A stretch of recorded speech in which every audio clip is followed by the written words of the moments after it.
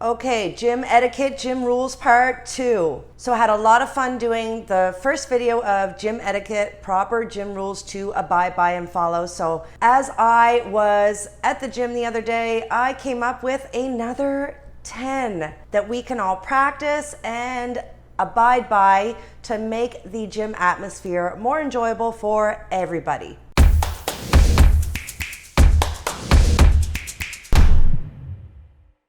Hi, I'm Amanda, the Body Coach. I've been a fitness professional for over 20 years, and I'm here to bring you some extreme facts and knowledge to ponder on to help you in your health and fitness journey. So let's get at it. The gym is a place that one goes to relieve tension, to get a great pump on, to get a great workout in, to relieve the stressors of the day. And you do not want to enter the gym, be in the gym, or leave the gym more stressed than what you were when you entered. Sometimes we feel that there are people that go to the gym that are just put in there to annoy us and do things that we should not be doing.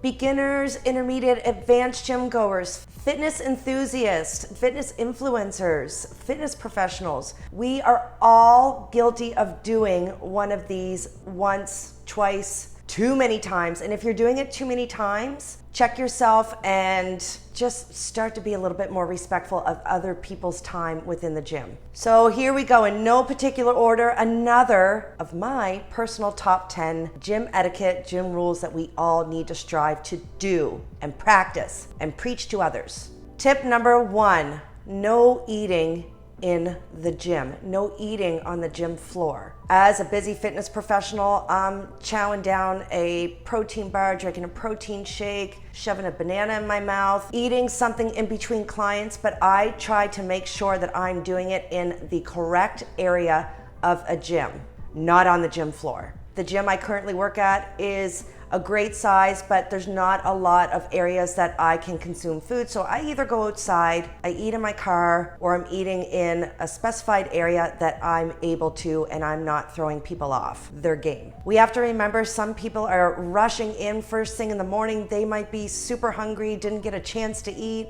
They're at the end of their day, they're trying to get their workout in so they can rush home and eat themselves. Nothing worse than seeing someone sitting in the corner with a Tupperware container with steak, potatoes, whatever they're shoving in their face trying to get in their workout or before their workout. Completely unacceptable, and not to mention the smell of certain foods might throw some people off, might make their stomach turn. It's just not a great environment to be eating food. So, no eating on the gym floor or in the gym, or consume food in the appropriate area of your gym. Tip number 2, don't stink up the joint. And there's 2 ways individuals can stink up a gym. 1, not wearing the appropriate deodorant or not wearing deodorant at all. The foods we consume play a big factor in regards to what kind of body odor we are giving off. Example, garlic. I swear it seeps out of your pores. Body odor, although you may not be able to smell it yourself, other gym goers can smell that body odor. So keep it at bay, shower before you go to the gym, wear the proper deodorant and or body spray. Which brings me into the opposite of stinking up the joint is too much perfume, too much Axe body spray. Whew. Some people have huge sensitivities to perfumes and body mist, body sprays, whatever you're using. You don't have to take a shower in a body spray. Keep the cologne, keep the perfume at a minimal spray level. Couple squirts, you're good to go.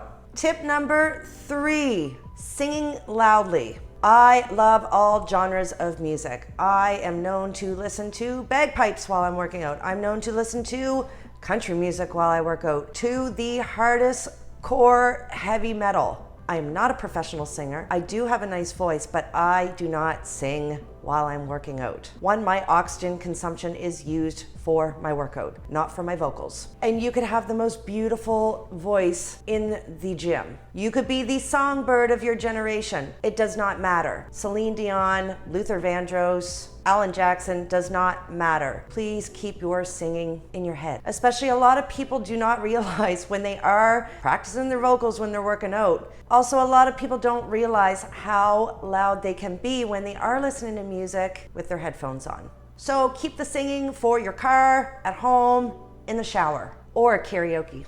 Okay, this ties into tip number 3. Tip number 4, blasting your music, no headphones. This grinds my gears.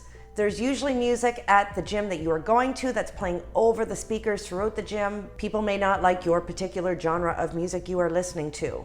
So carrying your phone around, blasting music, or carrying on a speaker with you, just very disrespectful to other people trying to work out. Some people don't work out with headphones. Some people don't listen to the volume of their music that they are listening to very high. So if you're blasting your music, it might be super annoying, or actually it is very annoying to other people working out. Invest in some great headphones, so no blasting music from your phone or speaker while you're working out. Respect those around you. Tip number 5, coming into the gym to work out when you are sick. For one, when I am sick, I'm not feeling my best. I am not going to be effective within the intensity that I want to apply to my workout. Not to mention, I don't want to be giving my germs and sickness to other people.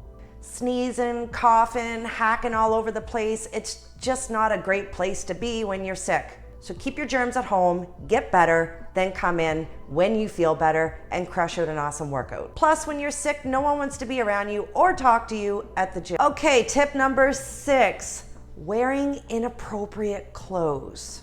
I am all about looking your best, feeling your best, being the best version of yourself, and rocking a great gym outfit, feeling great about what you have on for that particular workout. But guys, girls, if your nipples are hanging out, if your butt cheeks are barely covered, if you look like you could wear it to the beach, if you look like you could potentially wear it to a Halloween party, and or your clothes do not leave any room to the imagination, you potentially want to reevaluate your gym attire. It is great to feel confident and sexy in your gym clothing. But remember, when we are working out, we put our bodies in compromised positions. Make sure that the girly and boy bits are covered. Gym outfits and clothes want to be functional. And yes, gym attire is a representation of you and your workout. I crush awesome workouts when I love what I have on, but I also want to be covered and feel confident with what I have on. I want to be able to bend over and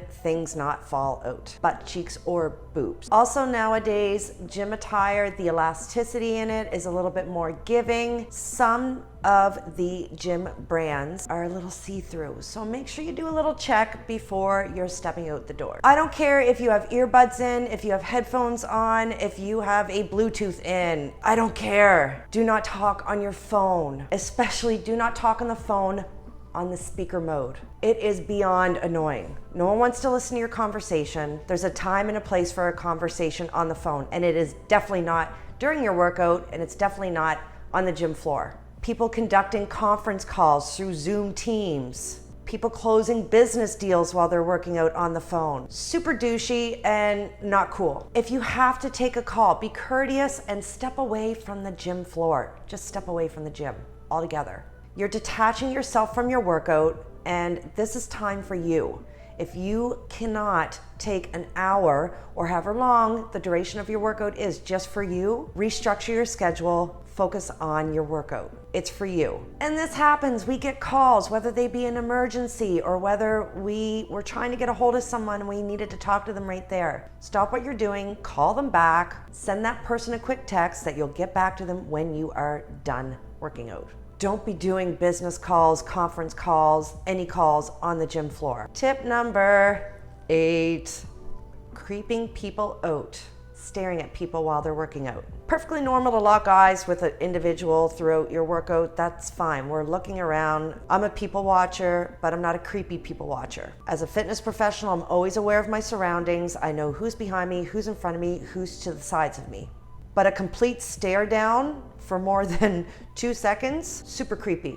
Not to mention, when you're on certain machines, when someone comes up to talk to you on that machine, or they are staring at you while you're doing that machine, super creepy. Ladies and men, I'm sure you've all been on the abduction-adduction machine before. Nothing worse when you are in a spread eagle position and someone is gawking, staring at you, or trying to strike up a conversation. I think it's safe to say when someone is in movement, or they are on a machine, or they are actually moving their bodies, just don't talk to them at all until they are done. They give you the green light to talk, and keep your staring at a minimum, if at all. Remember, you are there to do your individual workout, not to gawk or stare. Makes people really uncomfortable, super creepy, and may deter an individual to go back to that gym. Don't be that person.